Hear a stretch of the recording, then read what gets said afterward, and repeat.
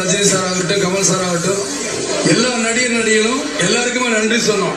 ஆனா ஒரே ஒருத்தருக்கு நன்றி சொல்ல மறந்துட்டோம். அவர் தான் ஆர்டர் ஜிகே. நாங்க என்னுடைய நன்றி கலந்த வணக்கத்தை கமல் சார் சார்பாக, ரஜினி சார் சார்பாகவும், நடிகர் சங்கத்தின் அனைத்து உறுப்பினர் சார்பாக அவருக்கு நன்றியை தெரிவிச்சுங்க. நல்ல கேப்டன், நல்ல டீம்.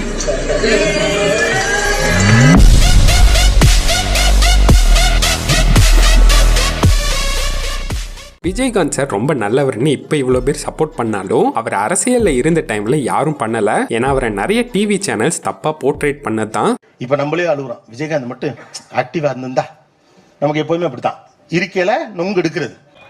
ஏன் உங்களை நம்பி மக்கள்லாம் வாங்குறாங்க பாக்குறாங்களே, நீங்க எப்படி இருக்கணும்.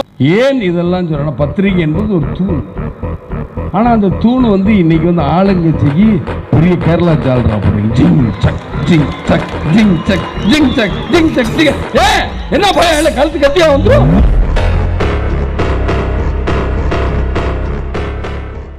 விஜயகாந்த் சார் நடிகர் சங்கத்துக்கு தலைவரான காலகட்டம் தான் ஆக்டர்ஸுக்கு ஒரு பொற்காலம்னு நிறைய ஆக்டர் சொல்லி நீங்க பார்த்துருப்பீங்க. அதுக்கு காரணம் இதுதான். ஒரு மழை, ஒரு பூகம்பம், ஒரு கார்கில் வார், ஒரு பிரச்சனை, எதுனாலும் முதல்ல ஓடி உதவி செய்கிறவர் கேப்டன் விஜயகாந்த் சார் தான். முன்னாடி நிற்பார், அவரே வேட்டியை மடிச்சு கட்டிக்கிட்டு. சும்மா பேசிட்டு பின்னாடி ஆளுங்களை வச்சு வேலை வாங்குற ஆள் கிடையாது விஜயகாந்த் சார். இறங்கி அவரே பண்ணுவார். எல்லா நடிகரும் ட்ரெயினில் வரும்போது அப்புறம் தான் அவருக்கு தெரிஞ்சது யாருமே சாப்பிடல, வண்டியை மணியாச்சுக்கிட்ட நிப்பாட்டிட்டார், ட்ரெயினே நிறுத்திட்டார். அப்போ செல்ஃபோன் கூட கிடையாது. லேண்ட்லைனில் யாராருக்கும் ஃபோன் பண்ணி இம்மிடியட்டாக அங்கேயே ஒரு பஃபே சிஸ்டம் ரெடி பண்ணார் மணியாச்சி ஸ்டேஷன்லேயே. அப்போ என் வீட்டுக்கு ஒரு 10 பேர் வந்தாங்க மிரட்டுறதுக்கு. நான் ஒரு ஃபோன் பண்ணேன் விஜயகாந்த் சார்.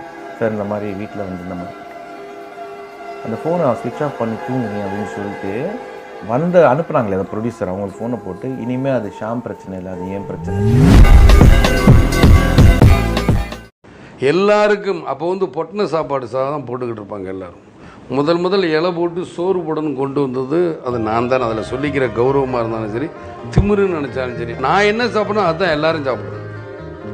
நான் கூல்ட்ரிங்க்ஸ் சாப்பிட்டாலும் எல்லாரும் கூல்ட்ரிங்க்ஸ் சாப்பிடணும். நான் இளநீர் சாப்பிட்டாலும் சாப்பிடணும், நான் சூப் சாப்பிட்டாலும் சாப்பிடணும், நான் மட்டன் சாப்பிட்டாலும் சாப்பிடணும், நான் என்வி என்ன சாப்பிடணும் எல்லாத்தையும். விஜயகாந்த் சார் மேடையில் அது பண்ணிட்டாரு இது பண்ணிட்டாருன்னு அவரை வச்சு நிறைய மீம்ஸ் அண்ட் ட்ரோல்ஸை நீங்க பார்த்துருப்பீங்க. ஆனா அந்த மாதிரி தான் அவரை காட்டுவாங்களே தவிர இதெல்லாம் காட்ட மாட்டாங்க. 2016 மதுரையில பிரச்சாரம் பண்ணும்போது அவரோட அசிஸ்டன்ட்டுக்கு வேர்க்குதுன்னு அவர் என்ன பண்ணிருப்பார்னா,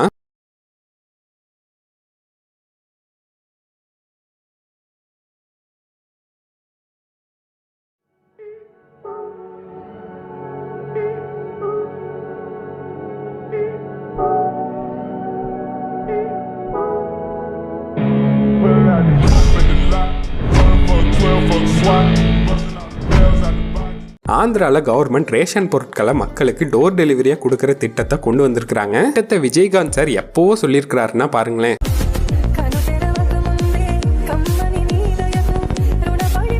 வீடு புகுந்து ரேஷன் பொருட்கள் வரும்னு இன்னும் எல்லாரும் கிண்டல் அடிச்சுக்கிறையே.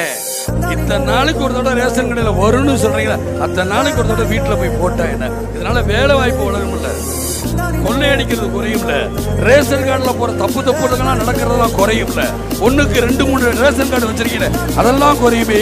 அதெல்லாம் நீங்க செய்ய மாட்டீங்க.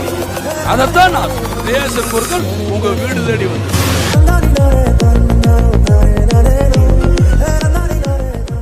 2003 தீபங்கிற ஒரு UK பேஸ்ட் தமிழ் சேனல்ல ஒரு பேட்டி கொடுத்துட்டு இருக்கும் போது ஒரு காலர் ஏன் நீங்க இப்ப வரைக்கும் உங்க பிறந்த நாளை கொண்டாடுறது இல்லைன்னு விஜயகாந்த் சார் கிட்ட கேட்டாங்க. அதுக்கு அவர் என்ன சொன்னாருன்னா, விஜயகாந்த் சாரோட கேட்கணும். வணக்கம் சார். வணக்கம் சார். சொல்லுங்க.